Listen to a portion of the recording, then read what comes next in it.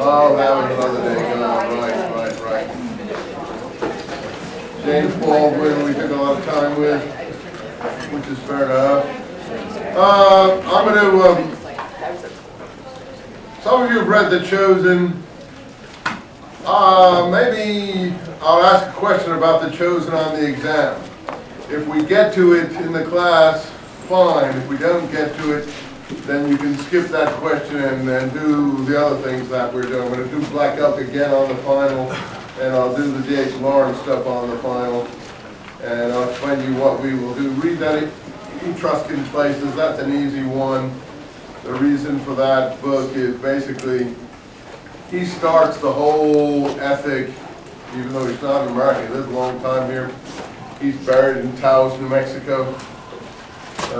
He's very interested in Native American things, ecology, and of course, love and sexuality. And really, if you want to say anyone started anything, he started the sexual revolution, for good or for bad, in this country, in other countries too, but in this country particularly.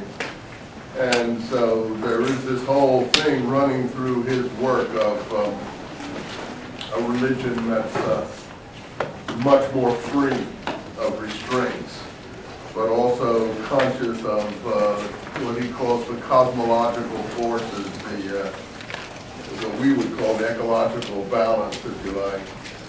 And he's very sensitive to nature. He has a ranch. His ranch now in New Mexico, just a little shack he had in the hills outside of Taos. How many have been to Taos?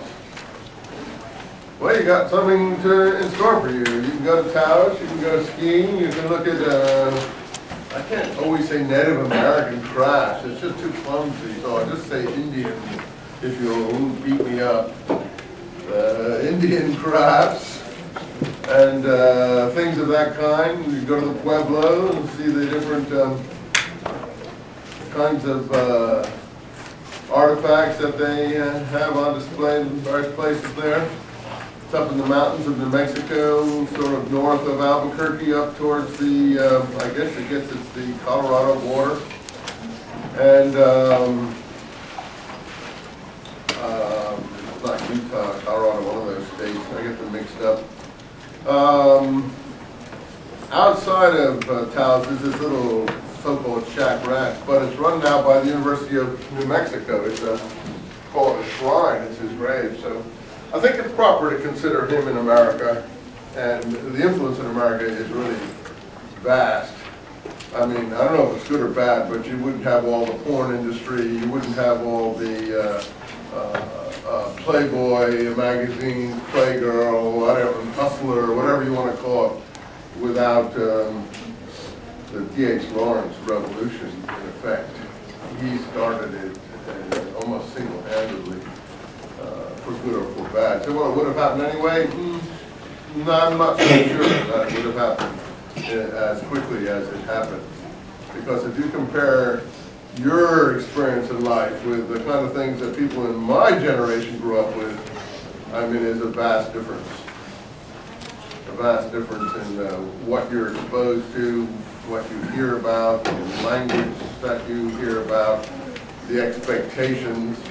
I mean, no one even blinks an eye at people living together much anymore. Even males and males and females. Lawrence wrote about that too, by the way. He was very interested in issues of that kind, and his novels are permeated with things of that kind. And this is like 1910. So no one really even thinks of it. Yet when I was at college, if you